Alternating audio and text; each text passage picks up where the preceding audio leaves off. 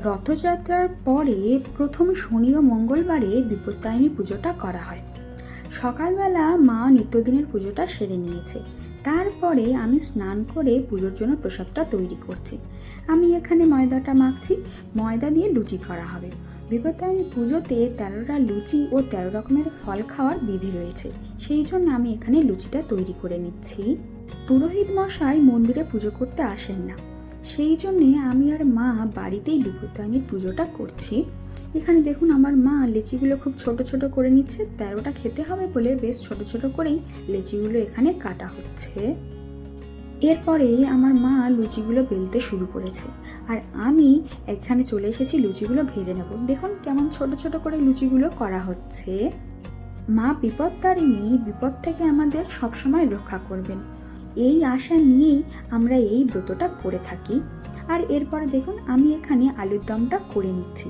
আলুর দমটা খুব সিম্পলভাবেই আমি এখানে করেছি। প্রথমে জিরের ফোড়ন দিয়েছি, তারপরে আদা, টমেটো আর কাঁচা লঙ্কা দিয়ে এটাকে কষিয়ে নিয়েছি। তারপরে এখানে দেখুন আমি লবণ আর এই চিনিটা দিয়ে দিচ্ছি। দেওয়ার পর এটাকে আমি খুব সুন্দর করে কষিয়ে নেব। বিপত্তারিণী পুজোয় হাতে ডুরি বাঁধার একটা নিয়ম আছে, তাই এখানে আমার মা সবার জন্যে ডুরিগুলো করে নিচ্ছে। যারা উপবাস করে তাদের ডুরি আলাদা, আর যারা উপবাস করে না তাদেরও ডুরিটা আলাদা হয়। যারা উপবাস করে তাদের এই সুতোর 13টা নিতে হয়, আর এখানে 13টা ঘাস থাকে, আর তার সাথে ফুল ও বেলপাতা থাকে, আর এই সুতোতে 13টা গাঁটও দিতে হয়। আর যারা উপবাস করে না তাদের জন্য আলাদা। এখানে দেখুন এগুলো করা হয়ে গিয়েছে, আর এদিকে আমি এখানে জল দিয়ে দিচ্ছি। জল দিয়ে একটু নেড়ে নিলেই হয়ে যাবে, আর এটা সিদ্ধ করা যেহেতু আছে বেশি সময়ও লাগবে না। এরপর আমি সুজির হালুয়াটা তৈরি করব। এখানে দেখুন আমি ঘি দিয়ে দিয়েছি, আর তার সাথে আমি দিয়ে দিয়েছি এলাচ ও তেজপাতা দিয়ে সুজিটা দিয়ে খুব সুন্দর করে ভাজা ভাজা করে নেব, যাতে একদম কাঁচা গন্ধ না থাকে, সেই জন্য খুব সুন্দর করে ভাজা করে নেব। এদিকে দেখুন আমার মা এখানে পুজোর প্রস্তুতিটা শুরু করে দিয়েছে।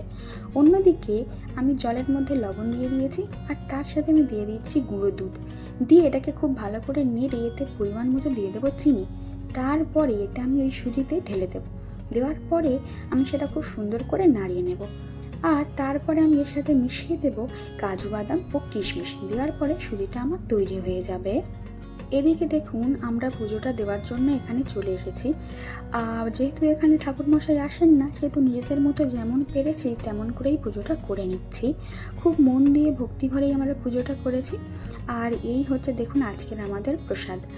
আজকের ভিডিওটা আমি এখানেই শেষ করছি। নমস্কার।